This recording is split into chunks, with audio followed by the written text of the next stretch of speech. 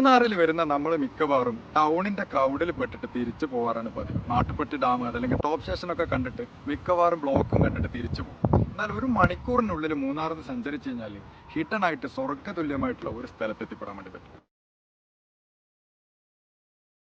ഈ കാണുന്ന സ്ഥലമാണ് ആ ഒരു വ്യൂ പോയിന്റ്, ചതുരംഗപ്പാറ.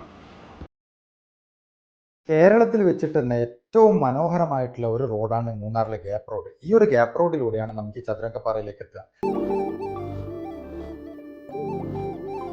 ചതുരംഗപ്പാറയിൽ എത്തിക്കഴിഞ്ഞാൽ അഡ്വഞ്ചറൊക്കെ ആഗ്രഹിക്കുന്നവരാണെങ്കിൽ നമുക്ക് ബൈക്കുമായിട്ട് മുകളിലേക്ക് പോകാം. അതല്ല ജീപ്പൊക്കെ ആണെങ്കിൽ നമുക്ക് അതും എടുത്ത് മുകളിലേക്ക് പോകാം. ജീപ്പ് നമ്മൾ റെന്റിന് എടുക്കുകയാണെങ്കിൽ 1200 രൂപയാണ് നമ്മളോട് വാങ്ങിക്കുന്നത്. അപ്പൊ നിങ്ങൾക്ക് തോന്നും രാമക്കൽ മേടൊക്കെ ഈ വ്യൂ പോയിന്റ് തന്നെയല്ലേ? ഒരിക്കലുമല്ല. ഇവിടെ വന്നു കഴിഞ്ഞാൽ വേറിട്ടൊരു ഫീലാണ്. രാമക്കൽ മേടിൽ നിന്നും കാണുന്നതിന്റെ ഇരട്ടി വ്യൂ നമുക്ക് തമിഴ്നാടിന്റെ ഒരു സൈഡ് ഫുള്ളായിട്ട് കാറ്റാടി പാടങ്ങൾ കണ്ടിരിക്കാൻ വേണ്ടി പറ്റും. നല്ല തണുപ്പ്, രാവിലെയും വൈകിട്ടൊക്കെ വന്നു കഴിഞ്ഞാൽ നല്ല കോട ഇറങ്ങിയിട്ടുള്ള സ്ഥലം. ഇപ്പം നമ്മളുള്ളത് നട്ടുച്ച സമയമാണ്, ഒരു വെയിൽ പോലുമില്ല, നല്ല ശക്തമായ കാറ്റും തണുപ്പും.